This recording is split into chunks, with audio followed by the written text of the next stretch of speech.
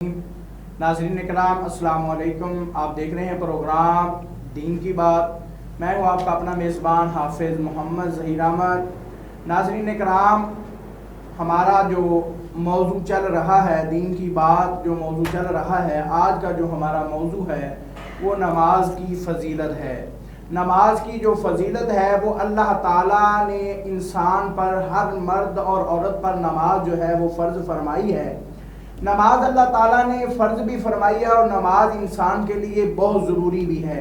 नमाज जो है वो किसी हाल में भी माफ़ी नहीं है। नमाज से कोई बिला वजह कोई भी उज़र जो है वो काबिल कबूल नहीं है। नमाज जो है वो हर सूरत में फ़र्ज़ है, क्योंकि हज़ूर अलैहिस्सलाम ने फरमाया कि जो इंसान दुनिया में आया है अल्लाह ताला ने उसे अक्ल दी है, शऊर दिया है, तो नमाज उस पर फ़र्ज़ है। खा वो तंदुरुस्त है, खा वो बीमार है, खा वो हत्ता कि यानी कि हज़ूर अलैहिस्सलाम ने फरमाया कि नमाज अगर एक शख्स पढ़ता है, वो खड़े होकर नमाज नहीं पढ़ सकता तो वो बैठ कर नमाज पढ़े। यानी कि ये नहीं है कि उसकी अगर पाँव में यानी कि तकलीफ़ है तो नमाज उसको माफ़ी, यानी नमाज की माफ़ी नहीं है। अगर वो बैठ कर नमाज भी नहीं पढ़ सकता, यानी कि उसे बैठने में भी तकलीफ़ है, तो हज़ूर अलैहिस्सलाम ने फरमाया कि वो चारपाई पे लेटे हुए जो है वो नमाज अदा करे। अगर वो नमाज जो है ना लेटे हुए भी नमाज अदा नहीं कर सकता तो हज़ूर अलैहिस्सलाम ने फरमाया कि वो हाथों के इशारे से नमाज अदा करे। हत्ता कि हज़ूर ने फरमाया कि वो दिल के इरादे से नमाज भी अदा करे। नमाज इस हालत में भी माफ़ नहीं है। नमाज जो है वो हम पर फ़र्ज़ है। जिस तरह कोई भी चीज़ मकसद अल्लाह ताला ने नमाज मुसलमानों पर फ़र्ज़ फरमाई है और ये तोहफ़ा दिया है। ये नहीं है कि अल्लाह ताला ने नमाज फ़र्ज़ कर दी है और उसका कोई उजरत जो है, जिस तरह हम किसी दुनिया में किसी भी काम में जाते हैं, हम काम करते हैं तो उसकी हमें उजरत मिलती है, उसका हमें मुआवजा मिलता है। अगर हमें मुआवजा अच्छा मिल जाए तो हम बड़े खुश होते हैं। हमारी जो पूरे दिन की जो थकावट होती है वो दूर हो जाती है, वो ख़त्म हो जाती है, क्योंकि हमें मुआवजा अच्छा मिला होता है।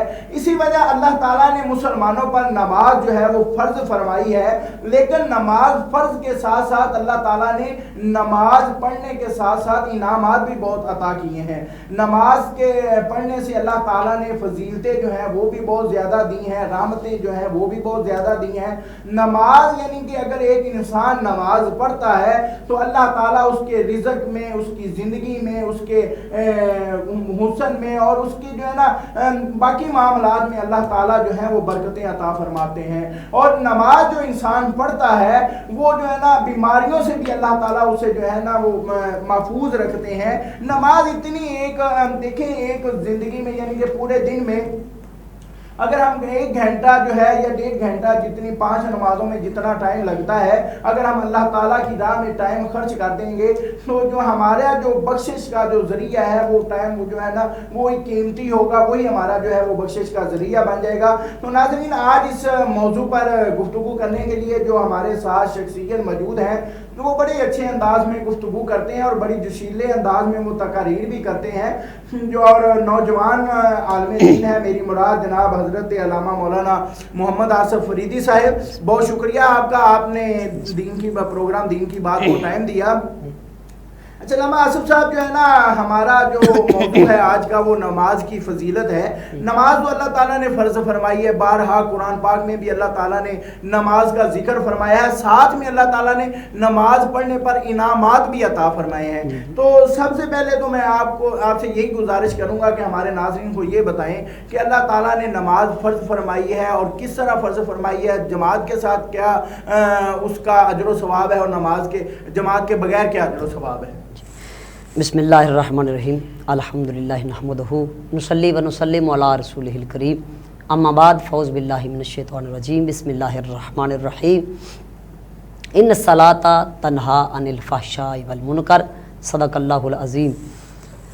अल्लाह वहदहु ला शरीक ने फरमाया कि ये जो नमाज है, बेशक नमाज बुरे कामों से रोकती है और फहाशी से रोकती है।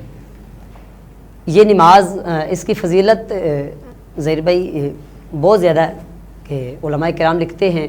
इसकी फ़जीलत तो ये है कि फ़जर की बंदा नमाज़ पढ़ता है ना, वैसे भी सुकून माहौल में हो जाता है। हुज़ूर अकरम सल्लल्लाहु अलैहि वसल्लम की हदीस पाक है, आका अलैहिस्सलातु वस्सलाम ने फरमाया कि जो बंदा फ़जर की नमाज़ पढ़ लेता है ना जी, اس کے بعد وہ رزق کی تلاش میں نکل جاتا ہے. پھر اللہ واللہ یرزق من یشاء بغیر حساب، اللہ بے حساب رزق عطا فرماتا ہے. فجر کی نماز کے بعد بندہ اللہ کو یاد کرتا ہوا زمین پہ پھیل جائے اور زمین میں اپنا رزق تلاش کرنے کے لیے نکلے تو خالق کائنات اس رزق میں بھی برکت عطا فرماتا ہے اور بندے کی روحانیت جو ہے یہ ڈبل ہو جاتی ہے اور اس میں بڑے برکتیں ہیں. سارا دن بندہ محفوظ بھی رہتا ہے. اور صحیح نزہۃ المجالس کی صحیح حدیث پاک ہے، کریم مصطفیٰ صلی اللہ علیہ وسلم نے فرمایا جس بندے نے نماز فجر ادا کی اور نماز فجر ادا کرنے کے بعد اللہ کا ذکر کرتے ہوئے وہ رزق کی تلاش میں نکلا، اس کے رزق میں اس طرح کی برکت ہوگی کہ اس کی اولاد بھی نیک ہوگی، اللہ اس کو برکتیں عطا فرمائے گا، اور اس کی اولاد بھی اس طرح کی نیک ہوگی کہ اس کے مرنے کے بعد چاہے والد پہلے چلا جائے اس کے مرنے کے بعد اللہ اس اولاد کی وجہ سے اللہ پاک ان کی بخشش فرما دیتا ہے. حلال کا رزق بھی کمایا، اللہ کا ذکر بھی کیا، نماز فجر بھی ادا کی. اب ظہر کی نماز ہے، ظہر کی نماز پڑھنے سے بندے کا دل جو ہے یہ مومنانہ طور پہ ویسے ہی خوش ہو جاتا ہے. جب بندہ ظہر کی نماز ادا کر لیتا ہے تو بندے کے چہرے کی روحانیت جو ہے یہ بڑھ جاتی ہے، اللہ رون کے دوبالا کر دیتا ہے. عصر کی نماز اگر بندہ نہ پڑھے، دیکھیں وہ کریم مصطفیٰ صلی اللہ علیہ وسلم کے ایک صحابی ہیں حضرت ابو دردہ رضی اللہ تعالیٰ عنہ، وہ مجھے یاد آ رہے ہیں. کریم مصطفیٰ صلی اللہ علیہ وسلم کی بارگاہ میں بیٹھے ہیں، عرض کی یا رسول اللہ صلی اللہ علیہ وسلم یہ جو عصر کی نماز ہے یہ کم ہے، لیکن حضور کریم آقا علیہ السلام نے فرمایا ظاہری طور پر کم ہے، اس کی فضیلت بہت زیادہ ہے. حضور نے فرمایا اگر میں بتا دوں کہ عصر کی نماز کی فضیلت کتنی ہے، تم گھٹنوں کے پال جو کونیوں کے بال جو ہے مسجد میں آؤ، اتنی فضیلت رکھی ہوئی ہے. اب مغرب کی نماز ہے، بندہ اس میں فرض تو فرض ہے نا، فرض تو چھوڑنے کی ہے ہی کوئی نہیں گنجائش، جس حالت میں بھی بندہ ہو فرض نہیں چھوڑ سکتا. میں نوافل کی طرف ہی آ جاتا ہوں. اب مغرب کی نماز کے بعد اوابین کے نفل ہیں، یہ سیدہ پاک سیدہ فاطمہ الزہرا سلام اللہ علیہا آپ فرماتی ہیں کہ جو بندہ 2 نفل اوابین کے پڑھتا ہے اس کو معمول بنا لیتا ہے، کل قیامت کا دن ہوگا اللہ رب العالمین اس بندے کا حساب نہیں لے گا، بغیر حساب کے جنت میں لے جائے گا. اتنی فضیلت ہے. اب عشاء کی نماز ہے، دیکھیں بندے نے نماز تو پڑھی اپنے لیے، اپنی برکت کے لیے، اللہ مجھے بخش دے گا، اللہ مجھے جنت عطا کر دے گا، اس لیے نماز ادا کی. لیکن اللہ کیا عطا فرما رہا ہے؟ نماز تو بندے نے اپنے لیے پڑھی ہے. اب عشاء کی نماز پڑھ کے بندہ سو گیا. اب بندہ سو گیا ہے، فرشتے اس کے لیے نامہ اعمال میں جو ہے ثواب لکھ رہے ہیں، ان کی ڈیوٹی ہے، وہ سو رہا ہے. نماز عشاء ادا کر لی تو اب وہ سو رہا ہے، وہ آرام کی نیند سو رہا ہے. لیکن جیسے وہ حضور کے حدیث پاک ہے نم کناؤمت العروس او کما قال صلی اللہ علیہ وسلم، حضور فرمایا ایسے بندے جو ہیں یہ جب قبر میں جاتے ہیں نا تو ان کے بارے میں فرمایا جاتا ہے کہ ایسے سو جا جیسے پہلی رات کی دلہن سوتی ہے. حالانکہ پہلی رات کی دلہن جو اپنے آقا کا، اپنے خاوند کا انتظار کرتی ہے، ایسے ہی جو مومن ہے اب عشاء کی نماز وہ ادا کرنے والا جب قبر میں جائے گا تو پھر اس طرح وہ اپنے آقا کا انتظار کرے گا. کریم مصطفیٰ تشریف لے کر آئیں گے. اللہ حضرت فرماتے ہیں جب حضور میری قبر میں تشریف لے کر آئیں، اتنی قبر گہری کھودے. اپنے مریدوں کو ایک دن کہہ رہے تھے، فرمایا کہ میری اتنی قبر گہری کھودنا کہ میں اس میں کھڑا ہو سکوں. مریدین نے عرض کی حضور یہ کیا معاملہ، لوگ تو ڈرتے ہیں، لوگ بہت گھبراتے ہیں کہ اتنی گہری قبر. آپ نے فرمایا میں رسول اللہ کا نوکر ہوں. آپ نے فرمایا میں رسول اللہ کا نوکر ہوں، میں نمازوں کا پابند ہوں، میں رسول اللہ سے محبت کرتا ہوں. جب حضور تشریف لائیں گے تو میں کھڑا ہو کے کریم مصطفیٰ کا استقبال کروں گا. یعنی وہ قبر میں ان کو عذاب نہیں ہے. جو ساری رات عبادت کرتے ہیں، جو عشاء کی نماز سو پڑھ گئے، وہ تو آرام کر رہے ہیں، لیکن فرشتے ان کے نامہ اعمال میں نیکیاں لکھ رہے ہیں. سبحان اللہ، کتنا اس کا اجر ہے. اور نماز کی فرضیت یہ ہے، کریم مصطفیٰ صلی اللہ علیہ وسلم کی حالت مبارکہ بہت نازک تھی. حافظ صاحب بہت ہی لاغر و کمزوری کی حالت تھی، تو کریم مصطفیٰ نے ہمیں سبق دیا کہ نماز کسی بھی حالت میں، جیسے آپ فرما رہے تھے، کسی حالت میں بھی معاف نہیں ہے. بندہ پڑھے، ہر حال میں پڑھے.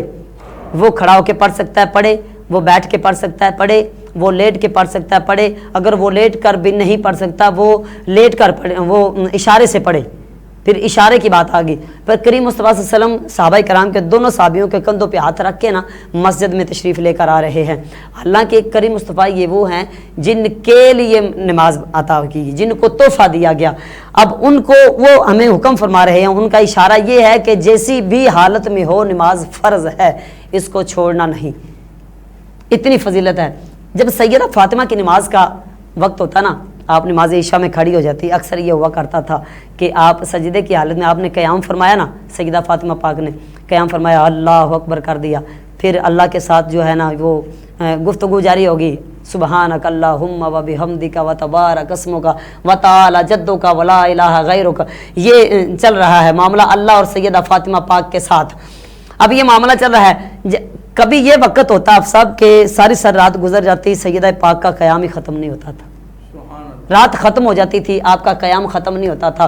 پھر وقت یہ آیا, ایک دن کھڑی تھی تو آپ رکوع کی حالت میں گئی تو ساری رات گزر گئی, آپ کا رکوع ختم نہیں ہوا. پھر ایک دن وقت یہ بھی آیا کہ آپ کی سجدے کی حالت میں تھی, سجدہ مکمل نہیں ہوا, رات مکمل ہوگی تو صبح اٹھ کر بھلا کیا کہتی ہیں, آپ نے عرض کی یا اللہ تیری رات اتنی چھوٹی ہے, سونے اتنی رات چھوٹی بنائی ہے تو نے, اتنی بڑی رات بنا کہ تیری بندی کھل کے عبادت کر سکے. یہ نماز, وہ نماز اس طرح پڑھا کرتے تھے. آج ہم تو کرتے ہیں سبحان ربی اعلیٰ, چلو جی نکل جائیں واپس. نماز اصل میں نماز اللہ کے آگے جھک جانے کا نام ہے. اللہ کے آگے جھک جائیں تو یہ نماز ہے. جو بندہ جھک گیا اس کو اللہ پھل بھی عطا فرماتا ہے, اللہ نعمتیں بھی عطا فرماتا ہے. اصل نماز جھک جانے کا نام ہے. نماز کی فرضیت میں اور فضائل میں یہ ہے کہ اب حضرت قتادہ رضی اللہ تعالیٰ عنہ ایک دن نماز پڑھ رہے تھے. آپ نماز پڑھ رہے تھے تو آپ کے کچھ دوست تھے, وہ آ کر آوازیں دینے لگ پڑے. ان کو پتہ بھی نہیں چلا کتنی دیر تک آوازیں دیتے رہے, کتنی دیر تک آوازیں دیتے رہے.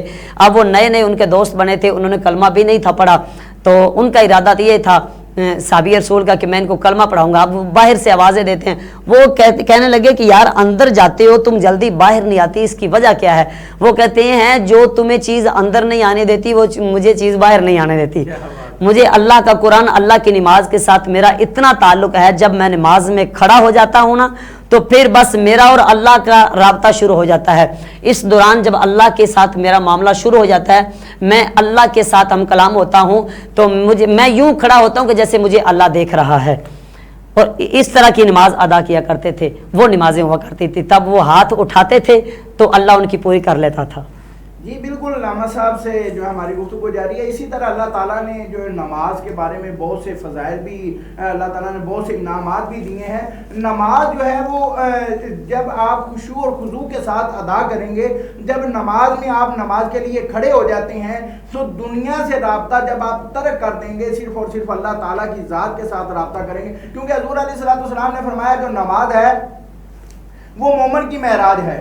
مومن کی معراج کس لیے ہے؟ کیونکہ اللہ تعالیٰ سے وہ ہم کلام ہوتا ہے. جب وہ نماز پڑھتا ہے, اللہ اکبر کہتا ہے, سبحانک اللہ پڑھتا ہے, وہ اللہ تعالیٰ سے ہم کلام ہو رہا ہے. سورۃ فاتحہ پڑھتا ہے, سورۃ اخلاص پڑھتا ہے, کوئی بھی سورت پڑھتا ہے, جب وہ رکوع میں جاتا ہے تب بھی اللہ تعالیٰ سے ہم کلام ہو رہا ہے. کیونکہ حضور علیہ السلام نے فرمایا جو نماز ہے وہ مومن کی معراج ہے. اگر اللہ تعالیٰ سے کوئی گفتگو کرنا چاہتا ہے تو وہ نماز ادا کرے, وہ نماز باجماعت ادا کرے. کیونکہ جب نماز ہم نماز جب ہم پڑھیں گے نہیں تو نماز کے پاس نہیں جائیں گے تو ہماری جو اولاد ہے وہ بھی نماز نہیں پڑھے گی. اگر ہم خود پڑھیں گے تو ہماری جو اولاد ہے وہ بھی نماز پڑھے گی. اگر اولاد نماز پڑھے گی تو اس کا جو ذریعہ ہے, اس کا جو ثواب ہے وہ آپ تک پہنچے گا. کیونکہ اولاد کی جو نیک تربیت کرنا یہ بھی بہت بڑا ثواب ہے. حضور علیہ السلام کی سنت ہے, اگر آپ نیک تربیت کرتے ہیں تو آپ دنیا سے جب چلے جائیں گے تو جو آپ نے دنیا میں رہ کے نیک تربیت کی ہوگی, نیک رزق حلال کما کر اپنی اولاد کو جو ہے نا لقمہ کھلایا ہوگا, تو اس کا جو ثواب ہوگا, اس کا جو فائدہ ہوگا. کیونکہ حضور علیہ السلام نے فرمایا کہ جو انسان محنت کرتا ہے, مزدوری کرتا ہے اور اپنے بچوں کا پیٹ پالتا ہے وہ اللہ کا دوست ہے. کیونکہ اگر انسان محنت مزدوری بھی کرے, بچوں کا پیٹ پالنے کے لیے مشقت بھی کرے اور نمازیں بھی ادا کرے, تو میرے خیال میں اس کے رزق میں برکتیں بھی ہوگی اور اس کو جو ہے نا واقعہ ہی اللہ کا دوست ہوگا. تو ناظرین ابھی علامہ صاحب سے گفتگو جاری ہے, ابھی وقت ہوا ایک چھوٹے سے بریک کا. بریک کے بعد دوبارہ پھر آپ کی خدمت میں حاضر ہوتے ہیں. زکی برادرز کی فخریہ پیشکش